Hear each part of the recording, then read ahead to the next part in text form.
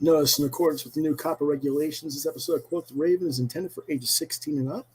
While some of the content will feature sometimes is kid-friendly, the context of the episodes will address adults, inform them of said content for them to research as consumers in service of their youth. In other words, parents, grandparents, aunts and uncles, teachers, librarians, etc. There's always the possibility of adult language present on the episode as well. Rated TV 16 and up. And welcome once again, ladies and gentlemen, to Quoth the Raven, Lewis Bright Raven. I'm your host, Lewis Bright Raven, 28-year comics veteran and as a science fiction artist, writer, and editor. And tonight, my guest is Mr. Graham Nolan, best known as the co-creator of Bane, the guy who broke Batman's back. But tonight, we're talking about his career-own works as a new self-publisher of Compass Comics. And here he is. Hello. How are you, Lewis? I'm doing fine. Good. Yeah, it's been an interesting night. I didn't expect to see Ethan over on the Professionals. Yeah, I was surprised to see him pop in there too. It's interesting. We're going to talk about the crowdfunding scene and how you got into that. Mm-hmm. The gentleman who does our theme music and one of our regulars, John Norris, says good evening. And let's see, we got 3 projects that I've kind of been talking about. But let's start with the one that you're crowdfunding. I believe you just extended it today. Mm-hmm. For, yeah. 15 more days. Okay, let's go ahead and share that real quick then. Whoops. It wants to share, but it doesn't want to share. You know how these computer things can be.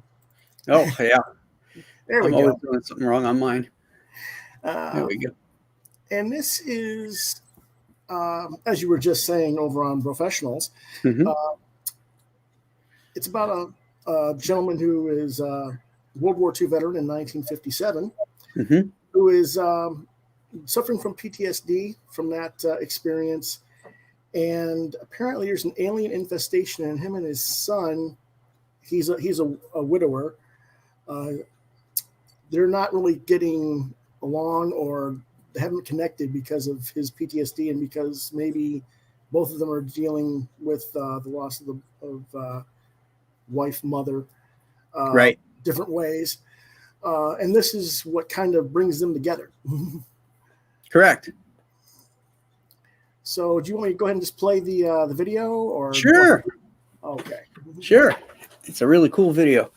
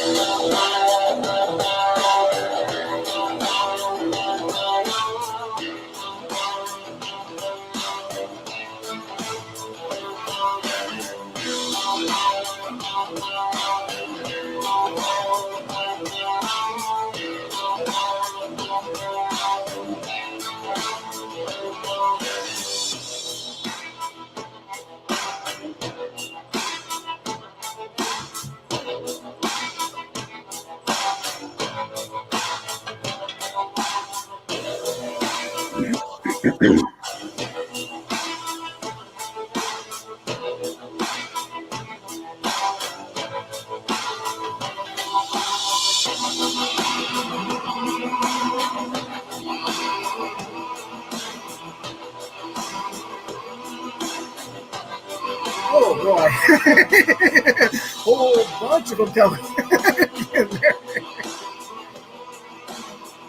That was my nod to The Thing from Another World, one of my favorite science fiction movie, and one of my all-time favorite movies. Ah, okay. The burn through at the end. Alrighty. Let me ask, what gave the inspiration for this particular project? Well, it started out as my wanting to do a modern day version of The Rifleman. I love that TV show with Chuck Connors about a single father raising his son on a ranch in New Mexico, and he just happens to be a badass with a Winchester. Mm-hmm. But he's a great father too. And I like that relationship between him and his son. So that was the starting point from it. And then, I started adding in, the cross genre aspect, bringing the science fiction in, because it's something that I like. I love Westerns and I love science fiction and horror. Those are my favorites. And yeah, I could have used you last Friday. You were talking about favorite Western movies. Oh yeah, I could definitely have helped out on that one.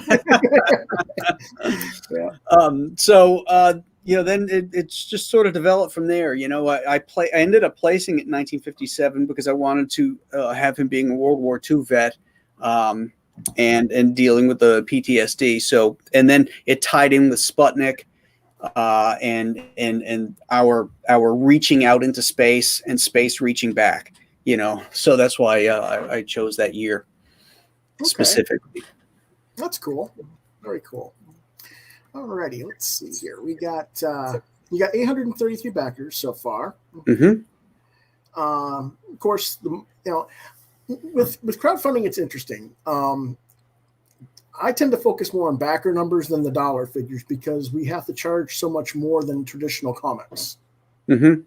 Partly because we're doing, I guess you could say, boutique comics. Yeah, definitely boutique comics. And partly because of we have to build in expenses for shipping and handling and other stuff a lot of the time as well. Yeah, that number includes all the shipping too. So yeah. It's not all sales on exactly. Sales, yeah. Yeah. And a lot of people don't understand that. That's why I always say look at the backer numbers on people, because of that reason. Mm-hmm. So let's see here. We got this is your third book through the Compass Comics brand? Yes. Okay. Yeah, the first one was from 1998. So there was quite a long time between. Okay, well, that was your Monster Island book, correct? Yes. Okay, how did that come about?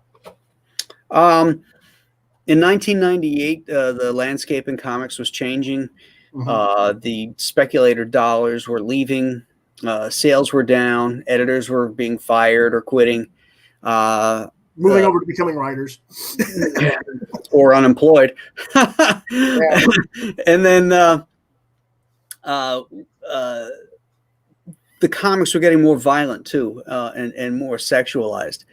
And I had young daughters at the time, and I couldn't give them the kind of comics my mom used to be able to just pull off a rack and give to me.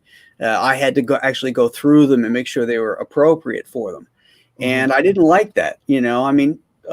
There's plenty of place in comics for that, but we're talking about, kids' superhero comics.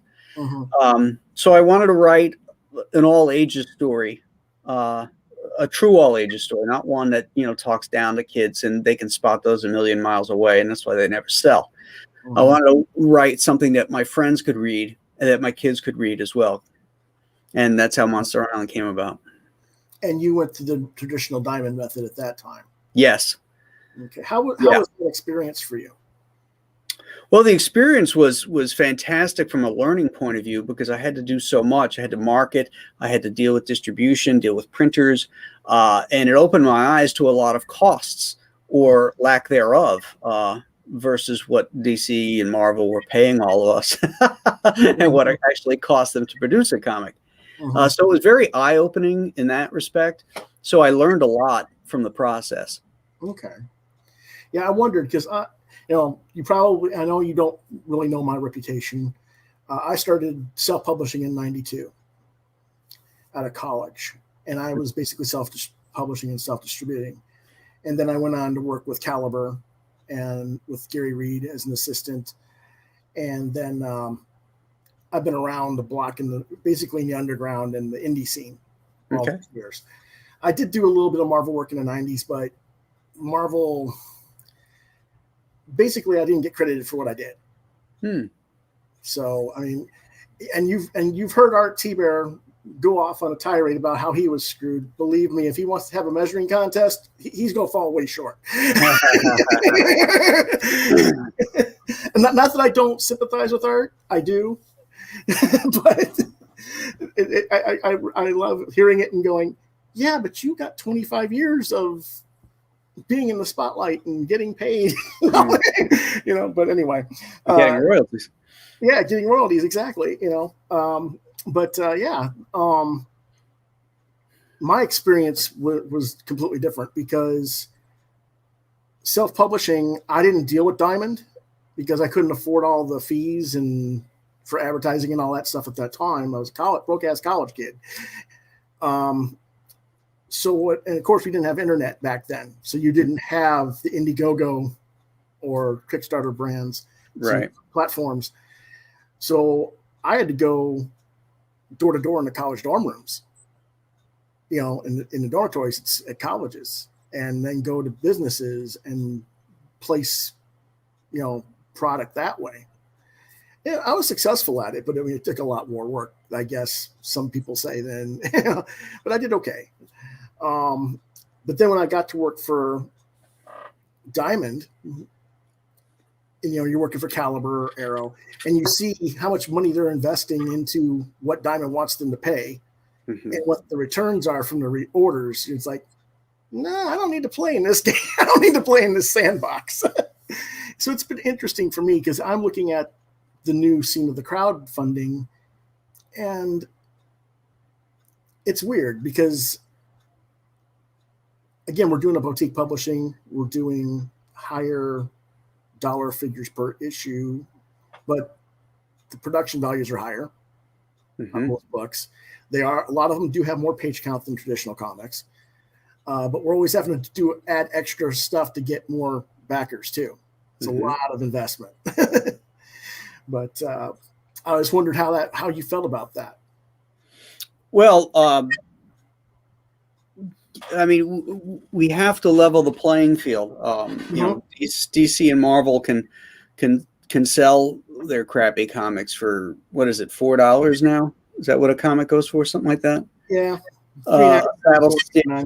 It's a saddle stitch comic, overcolored, over rendered, with a story that goes nowhere. And it's 20 pages. With the boutique comics, you're getting passion comics. You're not getting messages. You're getting stories that the creators really want to tell, not being told to tell them. But the real thing that's really cool about the crowdfunding is the interaction. It's the closeness between the backers and the creators. Whereas when you do corporate comics, there's a wall there. There's two walls, actually. You've got your publisher who doesn't want you talking to anybody. Then you have retailers and distributors. Now, there's other walls too. I mean, they put walls between us. Yeah. They don't want you talking because they don't want you to know what other people are getting paid. Well, they don't want you to know what they're getting paid. They don't want you to know what your collaborators think of you if they don't like you, because that way, what happened to Art, which you can watch our T-Bears channel to hear that, when they go to the pencilers and basically say, we're firing him. And it's like, what does the penciler say? I mean, if they stand with their guy, do they get fired too? And that was kind of what my fight was in the 90s with Marvel as well. I was very famously or infamously known for calling out several editors in Comic Buyer's Guide over stuff like that was going on. And I got blacklisted for it, and that's fine. It is what it is. But, it was like, as an editor and talent scout at the time for Caliber and other companies, it just felt like a complete anathema to me that these behaviors were going on. And I just didn't understand it. And I let's put it this way. I understand the mentality behind it. I just don't agree with it nowadays. Does that make sense? Yeah. Okay. Let's go ahead and get back to your book. We got 15 days. You just renewed the campaign for another 15 days. How does that work exactly? Because if this was on Kickstarter, would you be able to renew it, or would it end at that time when they tell you? I don't know about Kickstarter because I never ran a campaign there. Okay, I wasn't sure.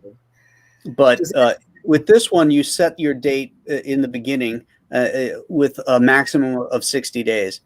And then you decide whether you want to go in demand at that point. But if you haven't chosen the 60 days before whatever date you chose, like I chose 30 days, you can go in and you can extend it up to 30 more days, so for 60 total. But the wheelhouse for this kind of stuff is 45 days. Research shows. So 60, you're already becoming white noise. But the idea is to create demand, a need to move quickly. So, instead of making it 30, add 15 more days, and they can do a countdown and get people jazzed up and firing up again. Because there's always there's a dead zone between when you launch, which you hope you launch big early, which I did on this, and then there's that slow period in between, and then towards the end of your campaign, it picks up again. Right. Okay. But you have to constantly stay on it.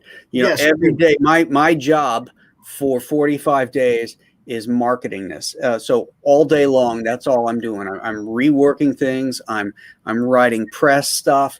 I'm posting on social media, and I'm trying to rephrase things so I don't repeat or maybe improve on what maybe didn't get me results the first time. So every day for 45 days, I'm busy working on this. And then when the campaign is over, that's when I start the nuts and bolts, rolling up the sleeves work on the project. Okay. Yeah, that's something else I had wondered about, because, I've seen a few people that have taken ages to get their stuff's been funded, but it's taken them ages to get it around and get it out. And I was like, well, from my experience, again, we're talking a different era. This is the early to mid 90s. I was marketing. I sold subscriptions. So I had a guaranteed market base that was committed to me for a number of issues, and I had to just churn them out, like you normally would. That's what I thought you had to do anyway. That was the idea, when you did comics. This is different because, to me, some people have their books done before they go ahead and campaign. Others campaign before they decide what the nuts and bolts are even going to be fully. And you're saying in this case you're waiting. You probably got a good part of it done already. Well, I've got the story, which is the main thing. It's just a question of the heavy lifting, the drawing aspect, which is why I'm crowdfunding it in the first place. If I could have spent all that time drawing this and having it ready, I wouldn't have needed to crowdfund it. That's 6 to 8 months worth of work with no money coming in. So that's the beauty of crowdfunding, is it supports you while you're working on it. And at the end of it, after all your expenses, you hope you have a profit at the end that you can utilize and throw into your next campaign. So, that's the way I do it, but I always know what the next campaign is going to be, Yeah. Like I know what the next book's going to be when Alien Alamo starts to fulfill. Okay. So that way, like in the CHENOO, the back cover of the CHENOO, the inside back cover, was a promotional piece for Alien Alamo, letting my backers know what the next Compass Comics book was going to be. Okay. And I told that very where it says story right there, that's what it said in the back to get them jazzed up and excited about the project. Right. Okay. Now you have a digital copy for $15. And this is how many pages of story? It's right now it's 56 pages. Okay. Story, 64 pages total. Okay. And then we have the physical wraparound cover. And is this a hardcover? No, it'll be a perfect bound. Perfect bound, like the CHENOO was. Okay. I actually didn't see the CHENOO campaign. I missed it, so I didn't. I never seen the book. I apologize for that. I remember hearing about it, but I never saw the actual campaign. Interesting. I think I probably heard it in passing from Aaron. Aaron Lopresti. Oh, okay. Yeah, Aaron was actually on the show a few weeks back. The first time you guys did your professionals night and he had to leave early. Yeah. He was coming over. Yeah, I remember that. Yeah. In fact, he did the cover. That cover right there is the Alien Alamo cover B. It was done by Aaron. Where's that at? On the no. Yes, there we go, right there. Whoops. Yeah. Yep, that's it. Yeah, 48. Okay, it's now 54 page. You said it's 48 plus page. Okay, I got it. Yeah. Yeah. You can't change that once somebody claims that perk. You can't adjust it. Oh, okay. All righty. So that's why it said 48 page, but I left plus in there because I knew I was going to hit that goal. Okay. And this is cover C, which is by Butch Dice. Right. And colors by Dan Brown. Right. This is interesting because you got, like you said, over on Professionals, you have one character who's a World War I veteran, who's a friend or a neighbor who looks somewhat like Sam. You based him off of Sam Elliott. Right.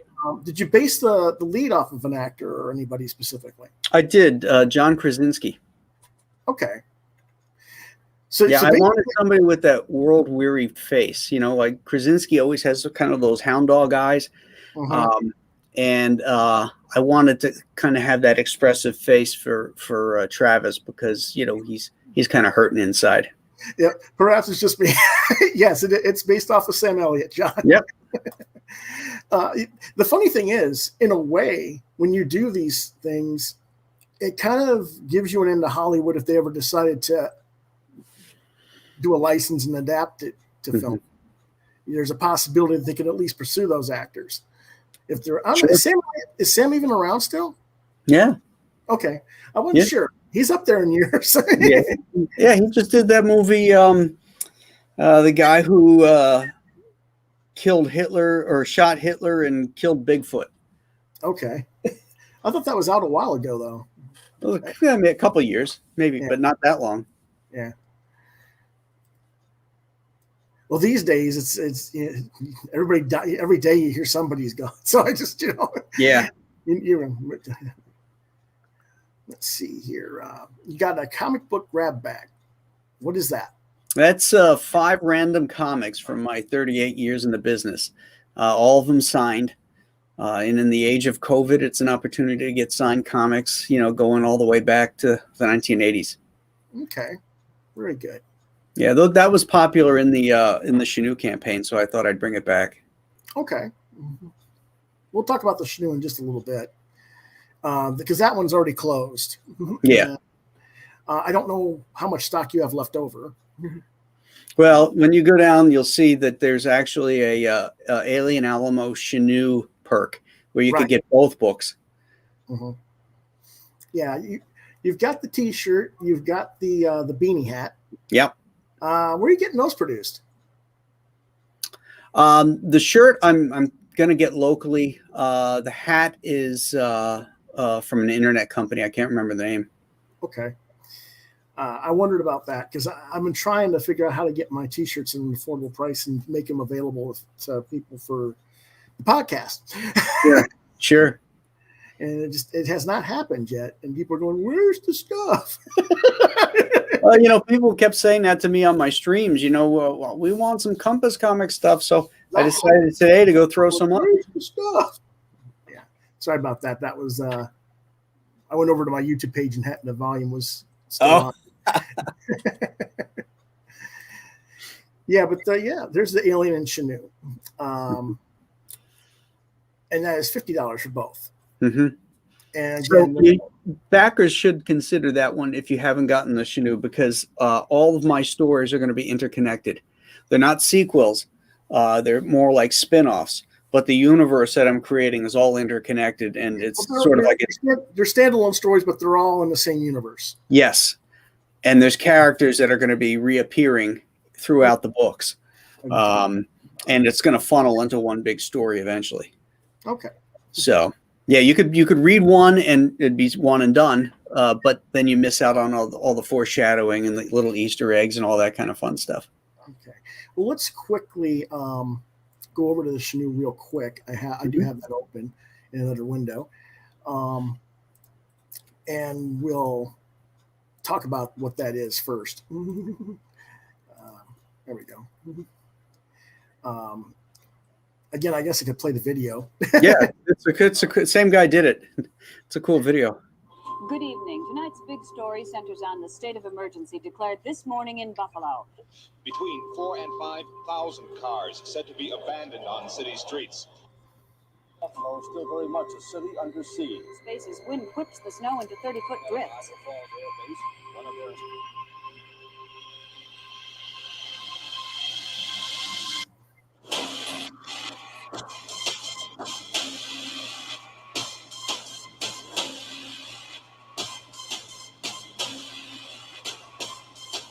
The low tonight, 10 below zero. Get off the streets and highways as soon as possible.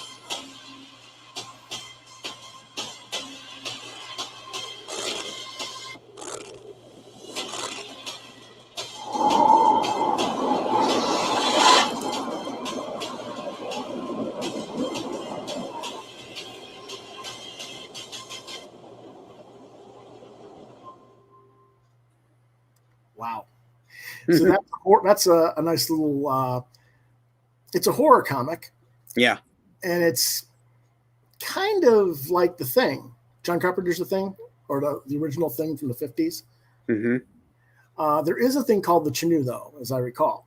Yes, it's based on a Native American myth. Right. So I was driving down the 90 throughway right on Lake Erie there, and there was a storm coming in. I was looking out over it. And I'm like, wow, that'd be a really cool environment for a horror tale. And I pulled into a coffee shop and started jotting down ideas, and got on my iPad and started researching snow beasts and snow monsters and stuff like that. And I came across the CHENOO, and then it all clicked from there. Awesome. Let's go see what people see what that looks like as well. Yeah, the variant cover, that one there, is no longer available. That's sold out. Okay. Yeah, the one that goes where he's up against stalking the people in the house. Right. Did you design the CHENOO, or was it something that when you were doing your research, they had some sort of description of already? No, I just designed it. In fact, right there is the design. That's the first sketch on the right there. The original CHENOO art? Yeah. Yeah. Okay. Which Native American tribe was it from? Don't remember. It was a northeastern one on the East Coast. Okay. But I just transplanted it over to like the Senecas in Western New York. Okay. And this is black and white with some red?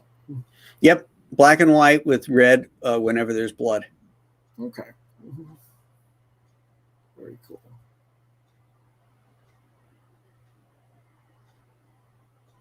Well, actually, it's wash, isn't it? Well, it's all digital, so really it's not wash. But okay. Well, you did a nice job with it then, making it look like wash. Yeah. Yeah, it's more like gray paint, Yeah. I'm more of a traditionalist in my art. I've never, for some reason, I can't look at a screen. I've never had a tablet that I can look and draw on a tablet. Mm-hmm. It's always, trying to draw on a tablet while looking at a screen doesn't work for me. Well, I draw right on my iPad. That's all this is. Yeah. Well, like I said, I don't have that. All I have is an old Wacom tablet. Yeah, where you're looking at one thing and looking at there's no way I could do that. Yeah, that's why I couldn't get into it.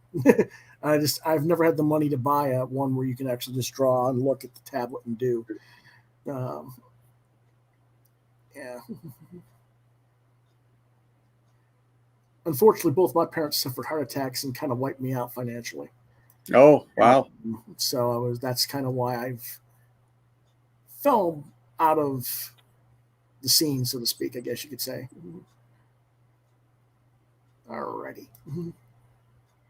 Let's go ahead and get back over to the other one. So you can get both the CHENOO and Alien Alamo for $50. Right.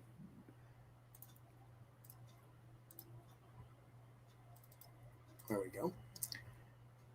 And then there's an ash can. Mm-hmm. What is that like since everything's done digitally? The layouts and script are actually done right here on these kind of pieces of paper. Okay.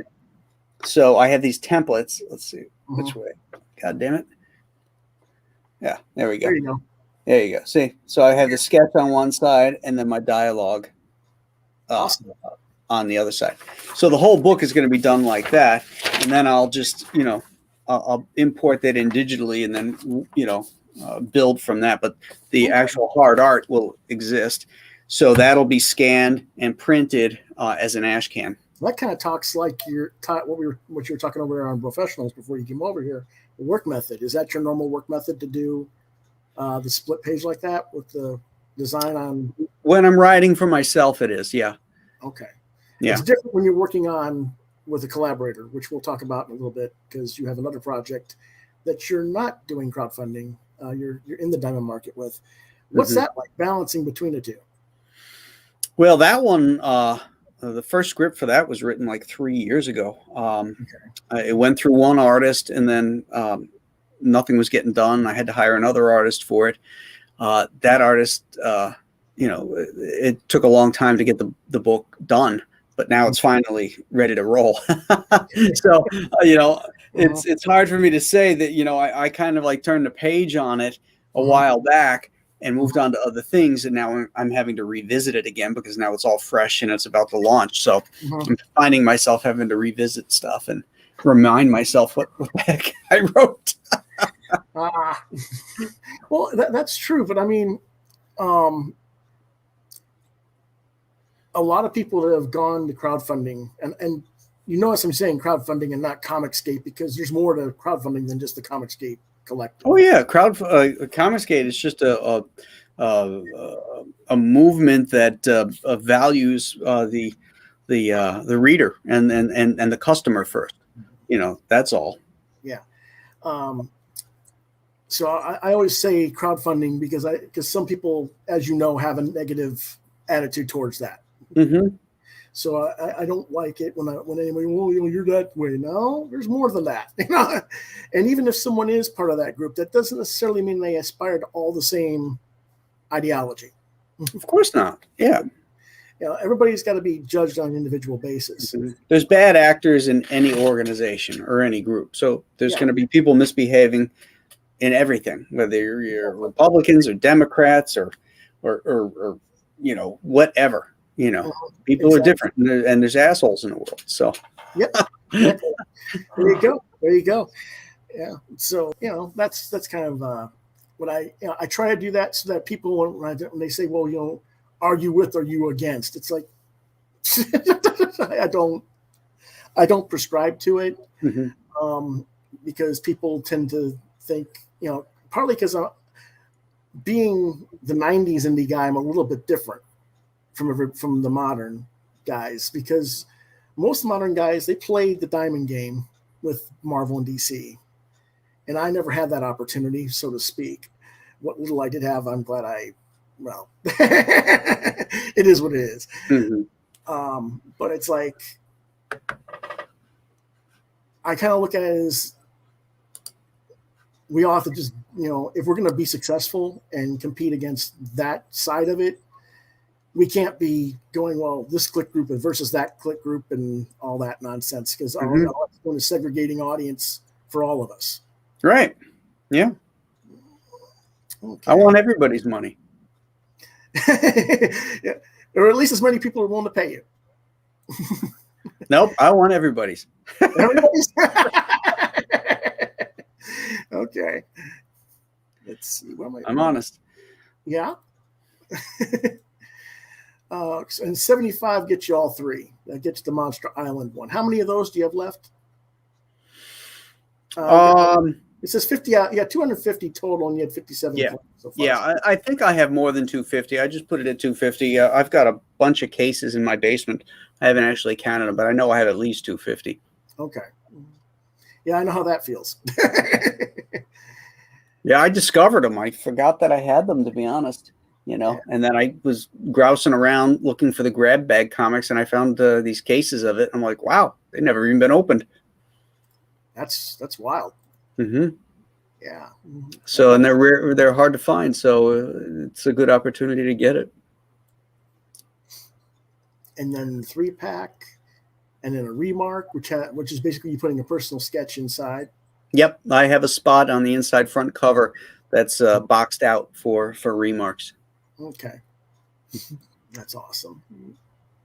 And then you actually do something that a lot of people who do crowdfunding don't offer, and there's different ideologies behind that. Now, of course, you just said you want everybody's money, so retailers, you're welcome. I have a lot of friends that are retailers, and I understand what they're going through. And I don't think it's an all or nothing thing. I think at some point retailers can start stocking crowdfunded books. Yeah, I think what we need is a real distributor that's going to take care of all of us, because Diamond doesn't want us. That's part of why we're in crowdfunding. Well, we don't need Diamond. Why? It would be easier for retailers if we all had a central hub that they could order and fulfill at. Mm-hmm.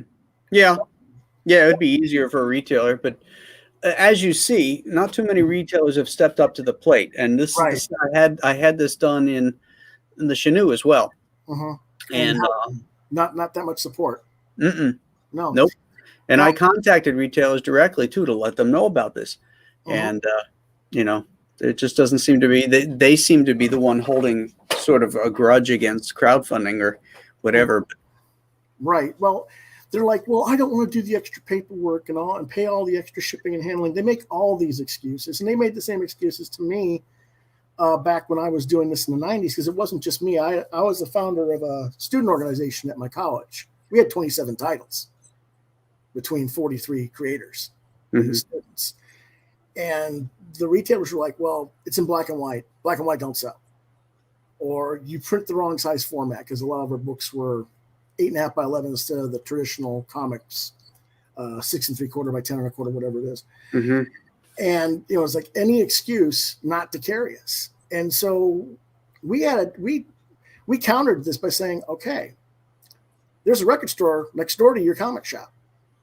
We'll explain to them that you don't want to support the local college students that are making these books that are going to bring readers to your store, and ask them if they want our books. Of course they did. Now, what happens? We tell everybody in college, hey, if you want to get our books, go to the music store first. Now they go in the music store. They get their comics from us. Now what's in there? What else they're going to do? They're going to spend the rest of their comics budget on music and CDs and all the stuff that's in the music shop, and they never set foot in the comic shop. And they go home. And then the retailer gets mad. Well, whose fault is it? This is what we would do. There would be like a tattoo parlor a couple places down. Okay, we'll just sell them to the tattoo parlor. We had all ages kids with comics. Okay, there's a family restaurant that's not a chain, a mom and pop place. They need to have something that'll bring families to them to compete, because the kids always want to go to Burger King or McDonald's for the toys, for the kids' meal. Take the kids' comics, and you go, we'll charge this, so we don't get, we'll do it just for cost. You pay us the cost, and then you put that on top of the kids' meal, and you give the kids the comics, and then they'll know about us, and they'll look for us elsewhere in town. That's what we did. And yes, you got rejected a lot. Yes, it was a lot of work, but that's what built me up and made me money for years. And I was like, nowadays we can still do that, but it's a little more difficult because right now we're in COVID, obviously. That's one of the big reasons we can't do it as easily. But like, okay, I'm 49 in a couple of weeks here, and you're 10 years older than me, I think.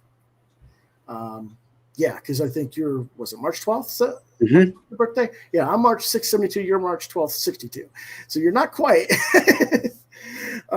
So it's like we can't exactly like go on a college campus even if there weren't COVID restrictions, because we're their dad or we're grandpa.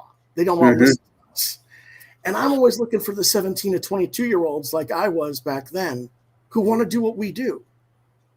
And I want to get them involved and get them amped up to do this and be our voices and while we help train them. Does that make sense? Yeah. Yeah. I just haven't found them because it's like they've moved on to other things, unfortunately. Yeah, well, it's either that or you go to the conventions. What are they doing? They're taking selfies of themselves in costumes. Yeah, cosplaying. Yeah, yeah. It's different. Yeah, it's like I don't understand it myself, but I guess I'm not supposed to, am I? But yeah, we got. What was the name of the dog? Tonto. Tonto. Okay. Right. I thought that's what his name was. And you've got quite a bit done. We're already going to get a trading card and a bookmark. It's going to be full color interior because that's been unlocked. At least 8 more pages of added story content, depending on how much more you're going to go. Got upgraded covers with a matte finish, cardstock with matte finish. Okay. What were they before? They would have been, 90 pound, 80 pound? Okay. Standard cover style stock. Okay. Matte finish with what is spot varnish? The matte finish is a really nice, almost velvety feel to the cover. And then the spot varnish is a area where it's glossy, super glossy. That'd probably be on the logo, wouldn't it? Yeah, it's on the CHENOO. It was on the logos, my logo, the CHENOO logo, and then all the blood splatter. Okay. So it was really, really awesome when you go like that and turn it. You can see the reflection on the blood. It was really cool. Okay. In other words, spot varnish is kind of like when you have the Okay, yeah. It's not quite the same thing as what they had back in the 90s with the different metallic covers, but it's no, it's not like a chromium. Yeah. It's actually like if you put like a varnish on something and made it shiny, and so on this cover here, obviously the logos would be spot varnish, but I'm thinking of maybe doing the aliens in the foreground too. I got to talk to the printer and see, what they think about that as far as how it would look. And because how would they do it? Yeah. You have to create a mask for it. You have to mask out the areas that you want the spot varnish on. So that would be up to me. Okay. Yeah, I think that would be actually kind of cool because then you'd have more 3-dimensionality to it. That's what you're going for. So yeah. Okay, that makes sense. Let's take a quick look at the sketch card. That's the trading card. Yeah. Yeah. Well, sketch card unlocked. Yeah. And then this is the bookmark? Or it's a sketch card. Yeah, it's supposed to be trading card. Okay. Yeah. I got to change that. Okay. Yeah. Okay. Hold on. What's going on?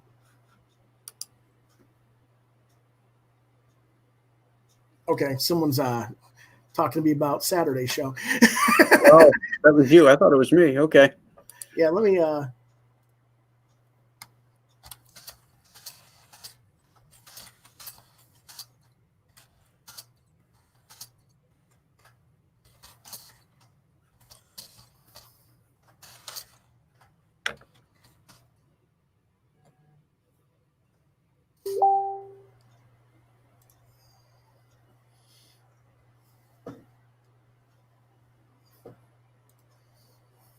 Make them wait. Let's keep the train moving. Yep. Yeah. Yeah, I'm going to actually just close down that box so I don't get any more of those. This is Michael Pennick. You know Michael? Yeah, I know who he is. Yeah. Okay. And then there is this another trading card? Yes. Okay. Yeah. And then the bookmark. Mm-hmm. Okay. That's interesting. So how big are these critters? I would say about as big as maybe a horseshoe crab, maybe smaller. Okay. You know, they're not as big as a dog or a cat or anything like that, but they're not tiny like roaches or anything like that. They're big enough. Yeah, well, I figured that'd be pretty big because you're shooting them. Yeah. You know, I mean, it would be kind of crazy to try and shoot a Winchester at a roach. Right. Exactly. But I was, you know, because what was it you said? A stink bug? You said that they're based on? Yep. Yeah. I don't know where you live, but stink bugs here in Western New York are a scourge come September. Right now I'm in South Carolina. Oh, okay. Okay. Yeah. They're an invasive I'm Chinese. in Columbia. Yeah, I'm in Columbia, South Carolina, and I forget where Andy Smith is. I think he's in Charlotte. Yeah, he is. Yep. Okay. Yeah, we see each other once in the Blue Moon conventions, but that's about it. Mm-hmm. Okay, and this is a better shot of Aaron Lopresti's cover. Right. Mm-hmm. Yeah, they look a little bit like a small crab in this. Yeah, his are more crabby looking. What gave you the name for Compass Comics, by the way? What's that? How did you come up with the name Compass Comics?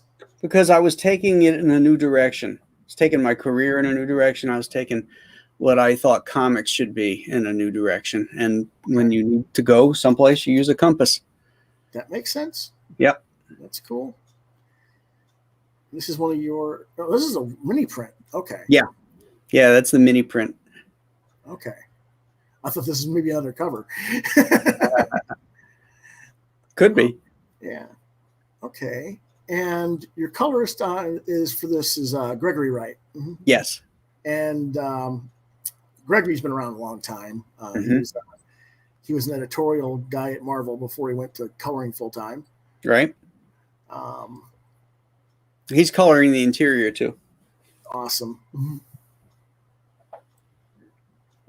He's doing what kind of style is this? I forget the different ways they call it for different styles of coloring.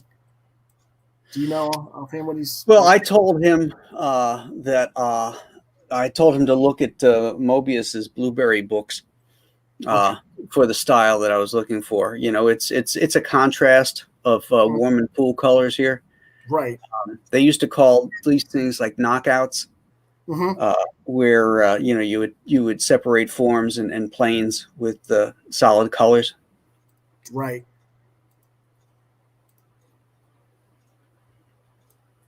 Whoops.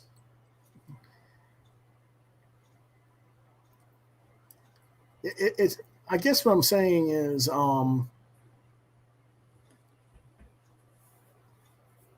were mentioning earlier the over-rendered styling of coloring that gets done today. Yeah. This is more of a flat with highlights. Mm-hmm. Is what I would say. You know. Yeah.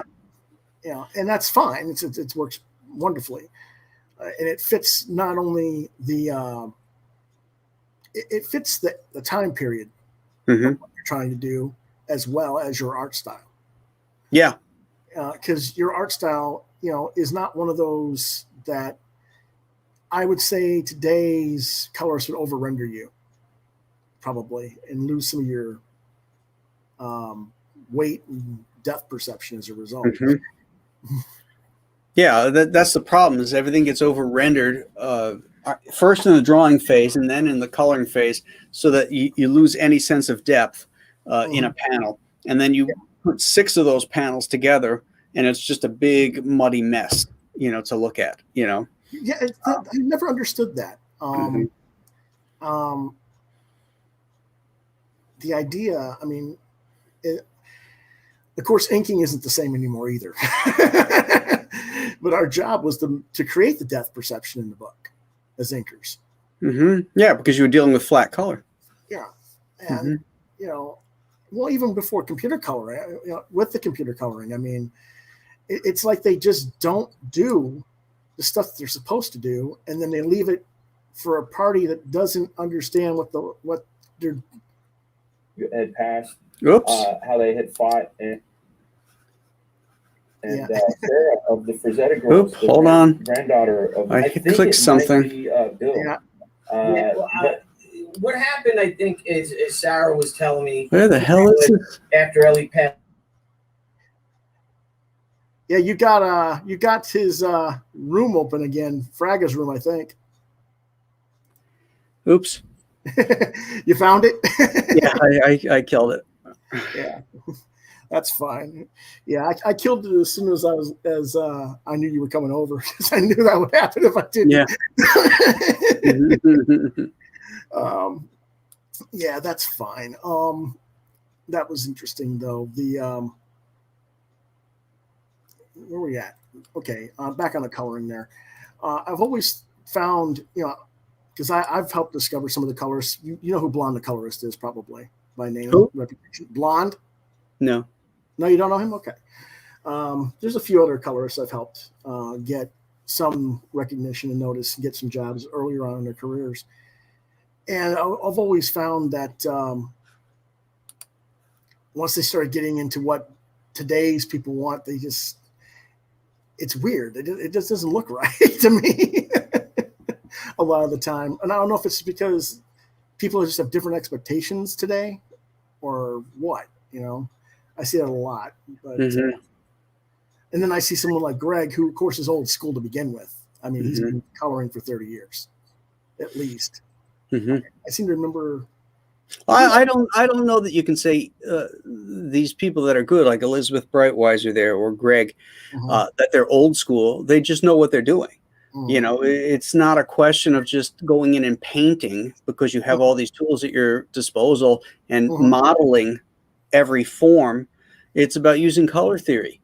Right. And that's what a lot of them aren't using. They're not using the theory of color.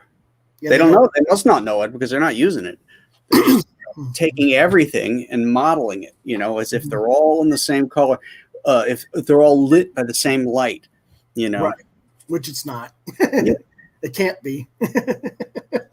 Yeah, and you could use theatrical lighting. Maybe there's a red light on a guy in the background who you want to focus on, and a warm color brings that character forward. And then you put like here with the aliens in the foreground are all cool colors. Exactly. So, yeah. Yeah, it's very much, the cool in the background tells you, okay, we're at night. Really, the lighting source is the gunfire. And so, you see some, and of course over here, since they're in the back in the immediate foreground, they're in the shadows. So, but it gives you depth perception. And that's but if someone were to over render this, that plant would be green or something. Yeah, and you wouldn't know where to look. And that little bush like sage or whatever there in the bottom right corner will be colored something else, and all kinds of weird things will be going on, and you'd be like, what's going on here? Where are we? Are we on a different planet? They still they abducted them and brought them to their world. That's the next book, right? Yeah, right. Shh. But yeah. Whoops, I missed something here.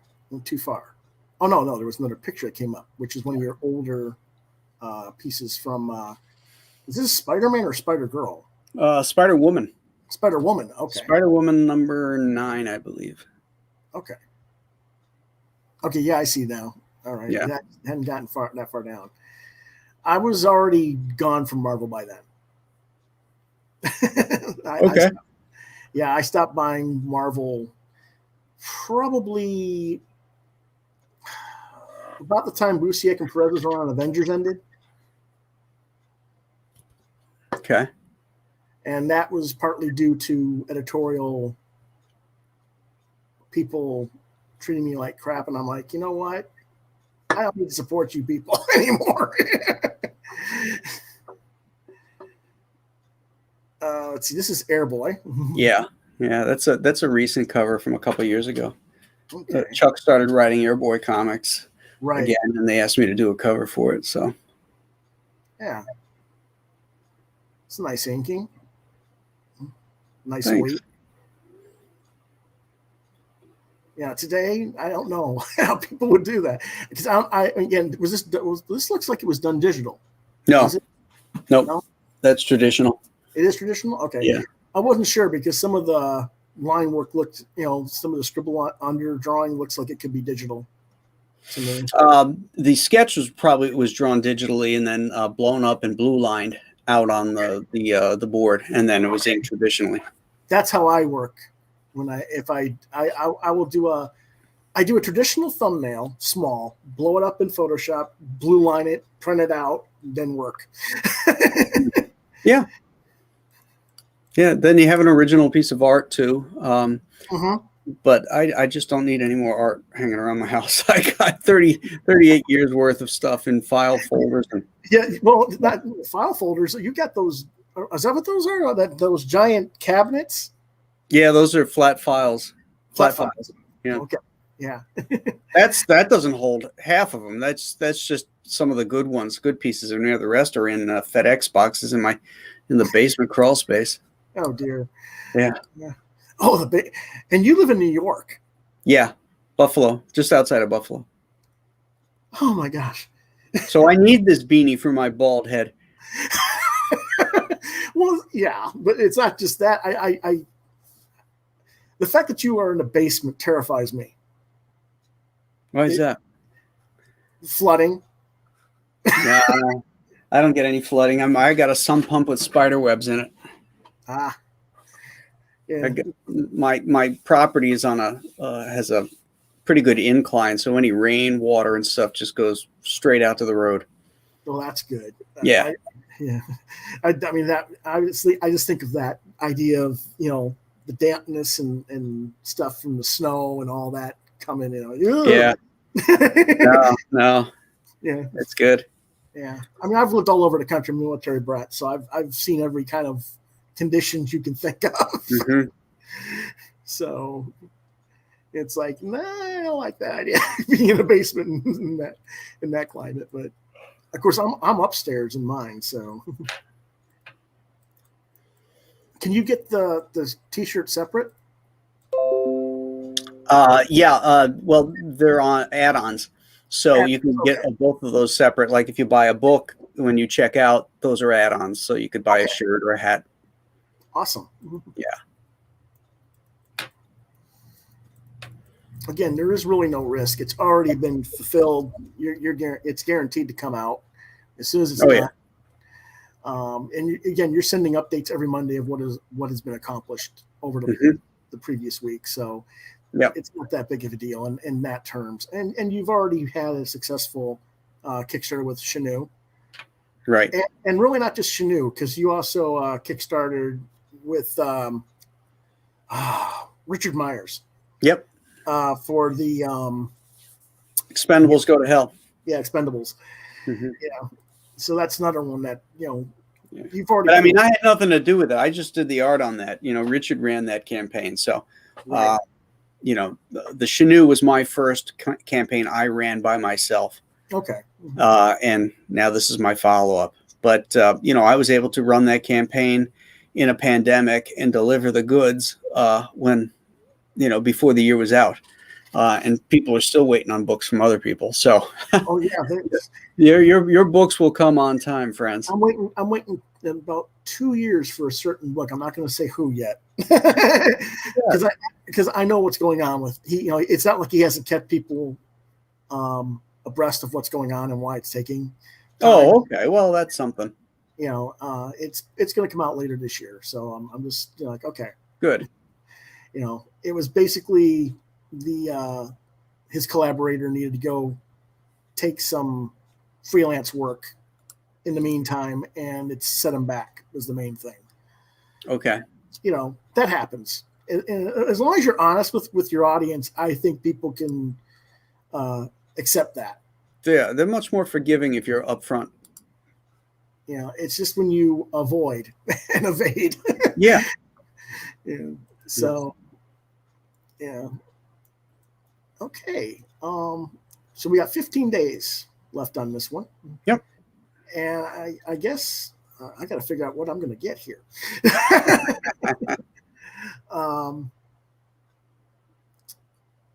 Are these? They're more or less self-contained, but they're in the same universe. Yes. Yeah. The same universe, and it's going to be clear that all these things are all connected. Yeah. The CHENOO, things that happen, and people that were in the CHENOO are going to really come to the forefront in the third book, The Ghosts of Matacumba Key. So, and then there's a character in Alien Alamo that will also be driving that story, and that will be taking place in modern time. So, interesting. Yeah. And then that's going to spin off into another book called Misty and Meathead. And that sounds interesting. Yeah. So it's I've got two like a Bonnie and Clyde type book. No, it's more like The Thin Man if it was cast differently. It just it just sounded like something that would go on that line. You're definitely a film buff. I am. Yeah, I do love old movies particularly. Yeah, and that's a cool thing. I'll definitely have to have you on again on our Fridays when we're doing films again.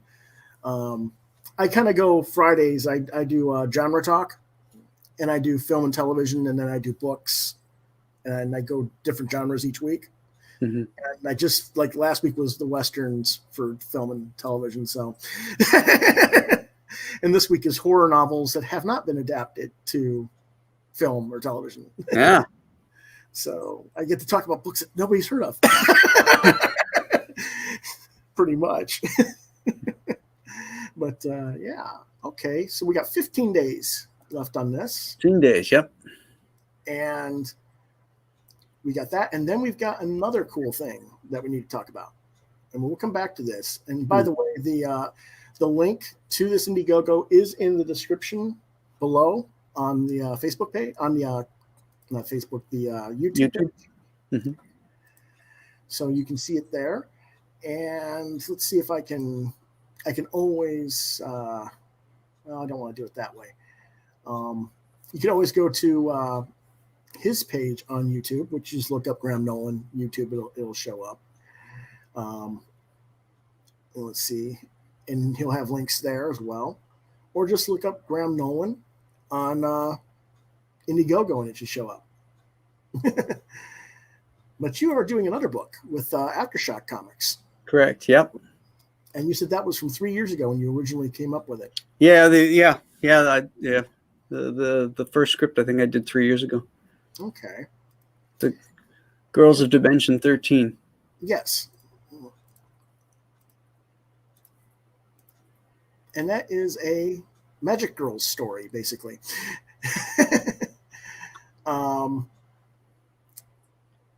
You're working with Bret Blevins, who is, for people who don't know who Bret is, he did the Boz Chronicles at Marvel in the 80s. He did New Mutants with Louise Simonson. I'm trying to think of what else he's known for. I think he did a book of an image called Stellar. Yes. Yeah, yep. That was him. Okay. Tarzan and John Carter. He did that. Okay. Yeah, I did reach out to him on Facebook and didn't hear back. Okay. Whether that's because he's just not that socially present, or if that was just like a fan page. Yeah, I don't know. Yeah, he's going to be on my show Tuesday. Okay. We're going to be talking about the girls. Okay. So I don't want to get into too much here because I'm saving it for my show. Well, we want to let people know that the first issue's already been solicited in last month's previews. The order code for issue 1 and 2 is in the description in the bottom on YouTube page here. And how many issues is this going to be? How many issues? Yeah. 5. 5 issues. Okay. Yep. Basically, I mean, you're doing a story about girls and an apartment that's kind of like a door to Doctor Strangeland. Correct. Yeah. That pretty much encapsulates it. I took Doctor Strange and mashed it up with the Girls of Apartment 3G strip that Alex Kotsky used to do back in the day. Okay. Yeah, and here, here's the thing. I know people would say, "Isn't this SJW? Because it's about girls." If I'm doing it, it ain't SJW. I can tell you that much. It's girls empowered. That's not right. Yeah. Well, I'm the father of 3 daughters, and my girls aren't any wallflowers. Right. They have very different views of the world than I do, and that's okay. We raise them that way to be free thinkers and critical thinkers. How else do we learn from each other if we don't let each other be free thinkers? Yeah, I mean, I can't. We're not putting up rubber stamps, so let them come to their own decisions. Most times, you find that if you lean to the left when you're young, and then when you start to get more information and knowledge and experience in your life, you tend to go more towards the right. Mm-hmm. That's the usual, unless you're one of these real hardcores that just stays in that lane. Yeah, well, I see a lot of people who get caught up on one element of their life, and it's like it's not that simplistic. There's shades of gray in everything. Mm-hmm. It's like, well, you never worked with a black person. What are you talking about? My vice president of my student group was a gay black man. Mm-hmm. He did a book called The Pink Triangle, which is, the pink triangle symbol for the gay community. Mm-hmm. It's a superhero, that was basically him in that suit. I mean, come on, I don't work with black people. I might not work with black people who think that the world owes them something because of what happened in the past. And that doesn't mean that I dismiss what happened in the past. We certainly shouldn't. But, we don't, if we don't dismiss what happened to blacks, we can't dismiss what's happened to Native Americans or Asian Americans or Islamic Americans. And everybody, to me, has equal claim to being mistreated.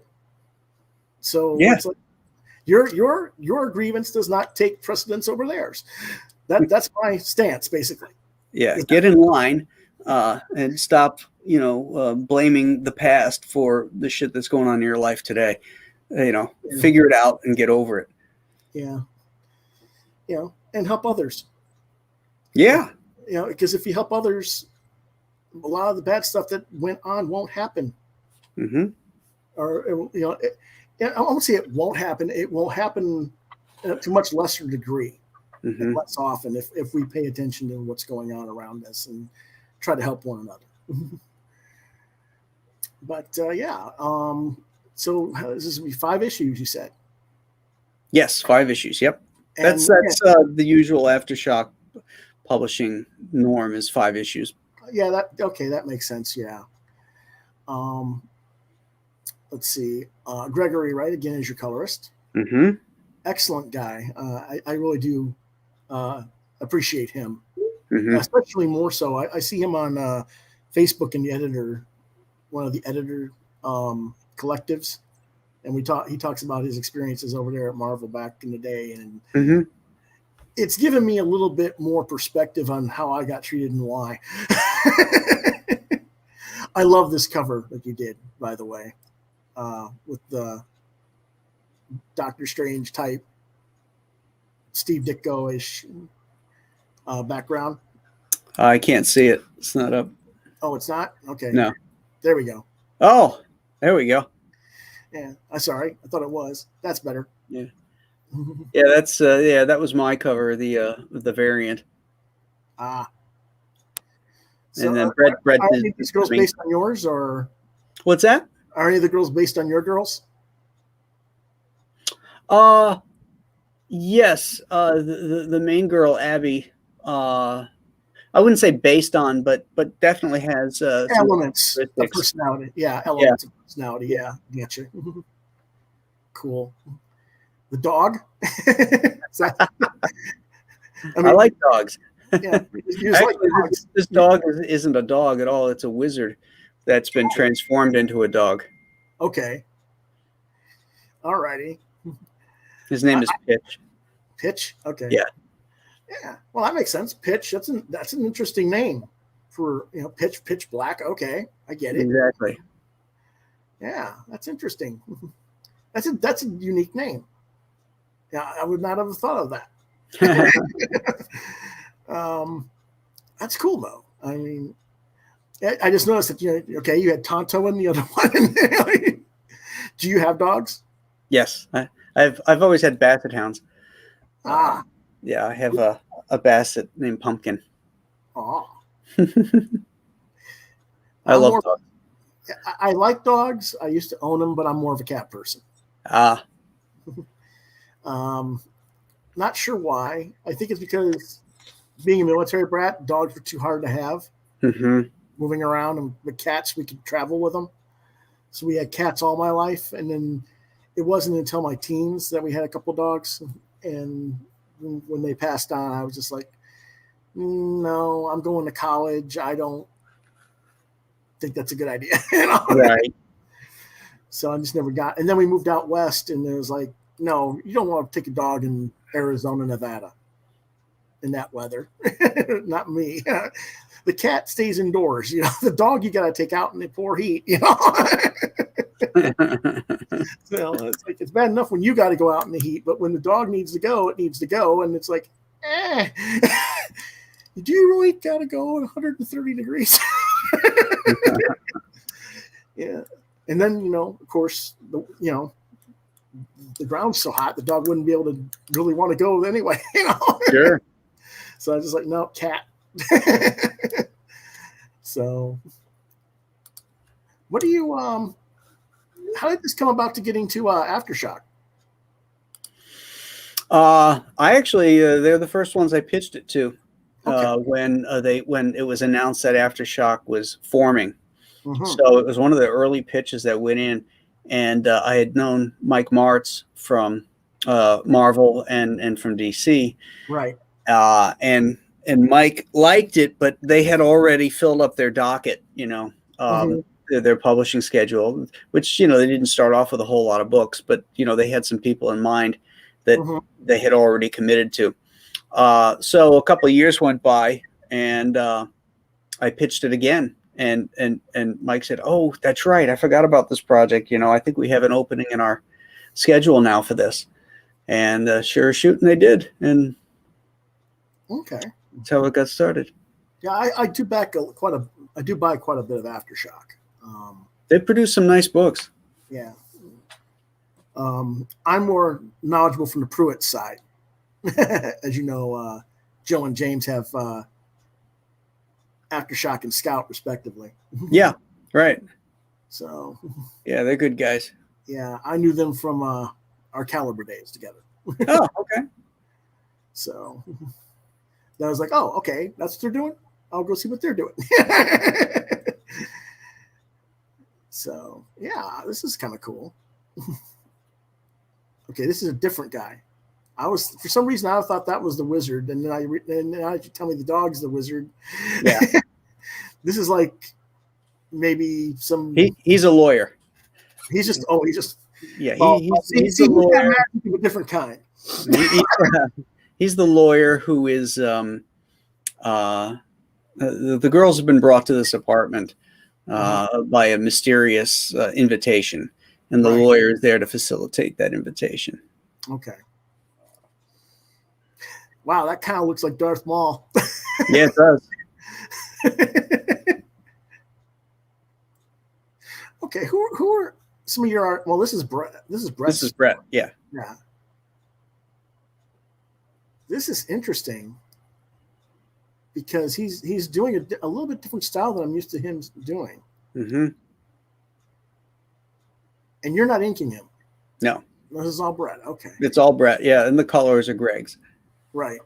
Mm-hmm. I meant the line art. Yeah. Okay. That's interesting. It looks very it looks a lot like he's trying to do you in a way. I never saw that, but maybe.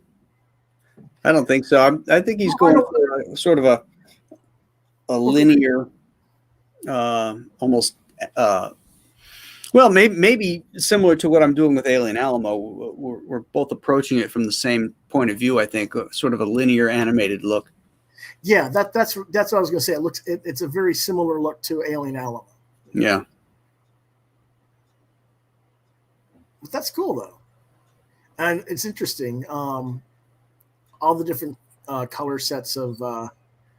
That's interesting. Okay, I have a question. Mm-hmm. Why does the black girl have one yellow and one blue? Have to ask Greg. I don't know. Because it's different than the 3. Yeah.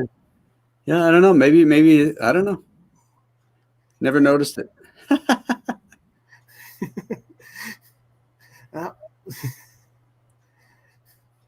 See, I wish I'd looked at this sooner. I might have caught something that should have been caught.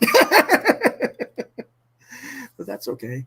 So this is $4.99 for the first issue, I believe.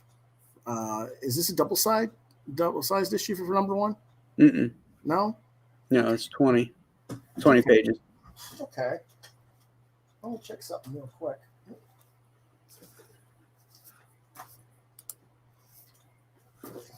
I got my last 2 previews here. There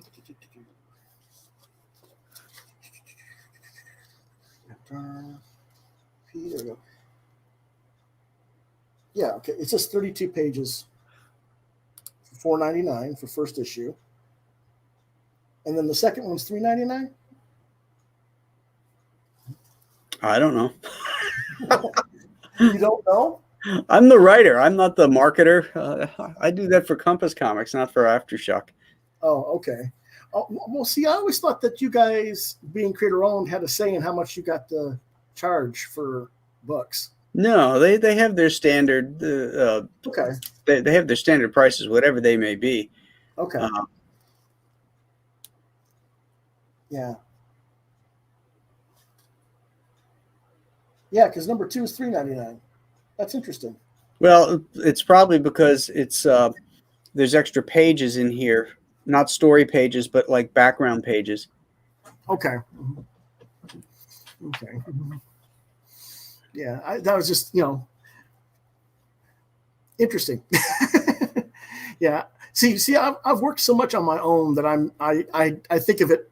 I always have to think of that stuff, so I figure everybody does on everything. Mm-hmm. For I only think of it for my own stuff. Okay. Yeah, that's interesting. I thought that with creator owned, we always try to keep our hands on everything and know what's going on. Because I mean, you kind of have to, otherwise you don't know what a publisher might do. Well, I have final say on everything on it. The way the book looks, and I'll get files to approve and all that kind of stuff. But as far as pricing goes, I don't care what they charge. That's up to them. It's not going to be an arbitrary thing anyway. They have all their books are all priced the same. They couldn't just throw a boutique price on it. No, not too easily. No. It's wondering. I mean, I keep wondering. Are you familiar with? Oh, geez, what's the name of that company? They used to be with Diamond, and now they got their self-distributing. They do everything on Alterna. Alterna, thank you. Yeah. I keep waiting for somebody to do that full mass. And because I mean, I know it didn't do well on Diamond, but I don't understand why it didn't do well. I mean, yes, they were $1.50 books. And yes, you didn't have the big name creators connected, and maybe that had something to do with it. I don't know. But I look at it and I'm like, I got a lot of that stuff. And I was like, this isn't bad for the price. It's very good. Pete Cimetti does a great job with with that company, and now they sell directly to retailers. So they're actually making their sales have increased since they left Diamond. I believe that. Yeah, because my experience with Diamond with different companies was Diamond would like alter your solicitations and mess them up. Oh, really? Mm-hmm. And then they would report false order numbers to you, and then you in good faith ship to them what you were told your numbers were, and then they allocate because you underproduced, and they allocate to the retailers, and the retailers didn't get. Well, they didn't ship us enough books, and that hurts your rep. So now your numbers keep dropping and dropping and dropping. And it was like, huh? And I didn't realize this was going on, but it went on with Arrow Comics. It went on with Dan Votto at Slave Labor. It went on with Caliber. And this is why I moved away from that whole scene. I was like, I don't want to deal with that. I want, and that's why I was like, when I saw this huge movement starting to grow with the crowdfunding, and really not just the crowdfunding, this actually started back 20 years ago when we started moving to digital platforms. Really. That's why people went to digital, was because they didn't want to deal with Diamond. It wasn't that we didn't want to do business with retailers. If we had another distributor that was going to handle that and retailers were going to utilize it, we would have probably done it that way, I think. But for the last, how many years has it been that Diamond sort of had a so-called monopoly in comics? 25 years now? Yeah. 95? I think it was 95. And it's like, we have distributors, but nobody uses them. I don't know if you're familiar with the print-on-demand companies at all, but Kablam has their own distribution group. And I was like, yeah, okay, that's all print-on-demand and everything, but nobody uses them. I mean, creators use them, but the retailers aren't. I'm always asking retailers, can you get me this from that site, IndiePlanet, IndiePlanet.com? And they're like, well, why should I go do that? I'm not going to make any profit on that book. And I'm like, if enough of you actually did, they could change their structure and give you a discount, But that's me. But let's see what we got here. So dimensions of what is Dimension 13? There's 13 dimensions. Okay. And we are Dimension 13. Oh, okay. Yeah. All right. And then they're going to just have adventures in the other 12. We shall see. Yeah. Cool. Very cool. Yeah. How much of that is done so far? 4. 4 issues? Cool. 4 of the 5. All right. And that's crazy. So let's see. That means, all right. You should be ready to go for finishing up by July. Well, the first one comes out in April. Okay, it comes out in April. Okay. Yeah. All right. So April, May, June, July, September. May, June, July, August, September, something like that. Yeah. Okay. Yeah. It's hard to tell because we never know what's going to happen with Diamond and shipping right now. I don't know if you've heard about the last 2 weeks of shipping from Diamond or lack thereof. No. Because of the bad weather, a lot of stores haven't been getting their books the last 2 weeks. Oh, And it was like, my store didn't get their books this week until 2:00 on Wednesday. And usually they usually get it on Tuesday morning. And then there's other people who are still won't get their books till tomorrow. So I was like, ouch. But that's just here in the Southeast. I don't know what things are up there because you guys have even more weather issues, I imagine. No, not where I'm at. We've had some warming trends come through, so that's good. Yeah, we finally had some melted off all the ice that was on our roofs and stuff. So that's been good. Yeah, awesome. But I'm going to have to run, Lewis. I'm looking at the clock here where I'm at 10:30, and that's a half hour past my bedtime. Okay. And I'm starting to die here. So no, that's good. I appreciate you coming on. And yeah. Ladies and gentlemen, make sure that you go check out Alien Alamo on Indiegogo. Remember the Alamo. Yes, that's the best way to do it. Remember the Alamo. Remember the Alamo. And I'm going to go right back to that page. It won't do it. Why isn't it not doing it? I hate when they're not. That's why. There we go. There we go. And again, we got 833 backers. You got 831, so you've had 2 more backers since we've had it. That's good. So let's go ahead and call it a night. And I will definitely talk with you again. We'd have you on for one of our genre talks. Well, I appreciate you having me on, Lewis. Yeah.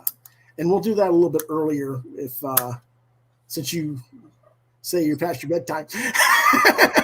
Well, yeah, I was on the other show too, so I'm beat. Yeah, So. I hear you. Yeah. It's always a long day anyway. Yeah. These nighttime streams are killers. Yeah. That's why I do my Saturday morning Westerns, so I'm fresh. Have my coffee. Yeah. There you go. Yeah. All righty, man. All right, man. Thank you very much. Yep. Have a great night. You too. Bye-bye. Bye. All right, folks. I appreciate having Grandma as our guest this evening. And my camera is being silly. Won't go in the right angle, of course. And so I hate when it does this.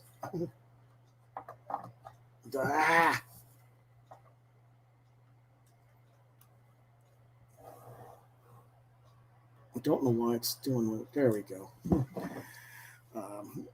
Yeah. Again, this is his Indiegogo, Alien Alamo. And I will go ahead and see what I can do about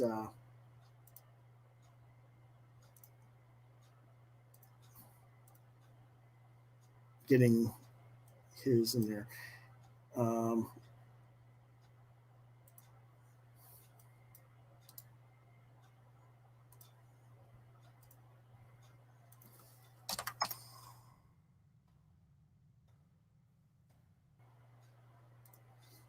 There. http igg.me Indiegogo at Alien Alamo. And also look at the link below in our description.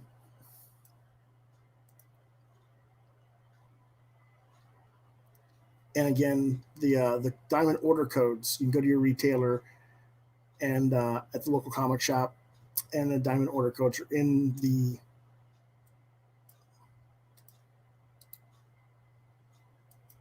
description below. And I'll go ahead and post them as well one more time.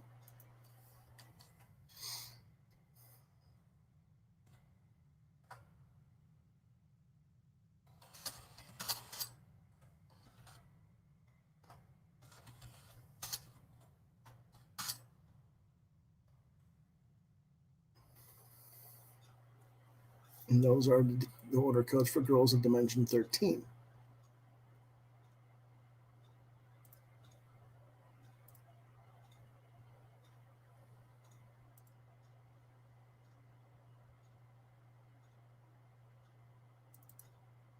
If you have any questions for me for later in this week,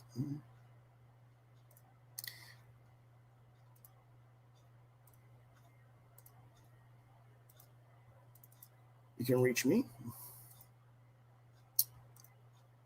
at Lewis.BrightRaven at Facebook, at LewisBrightRave2 at Twitter, deviantart.com/BrightRaven, on YouTube at Quoth the Raven, Lewis Bright Raven. You can email me questions at Quoth the Raven, LBR72 at gmail.com.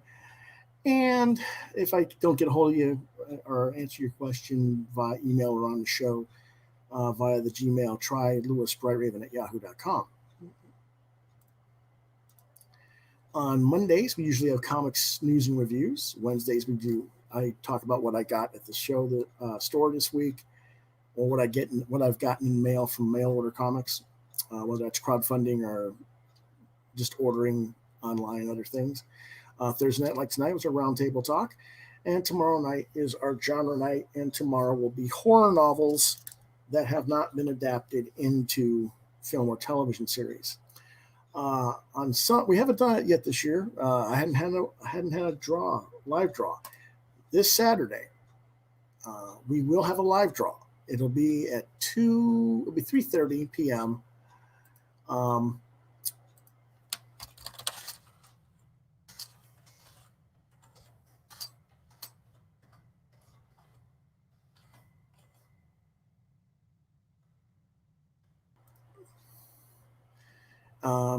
And that'll be at 3:30 p.m. Eastern Standard Time. My guest will be Michael Pennick. That was a gentleman that was contacting me a little bit earlier. And we're going to figure out what all we're going to be drawing.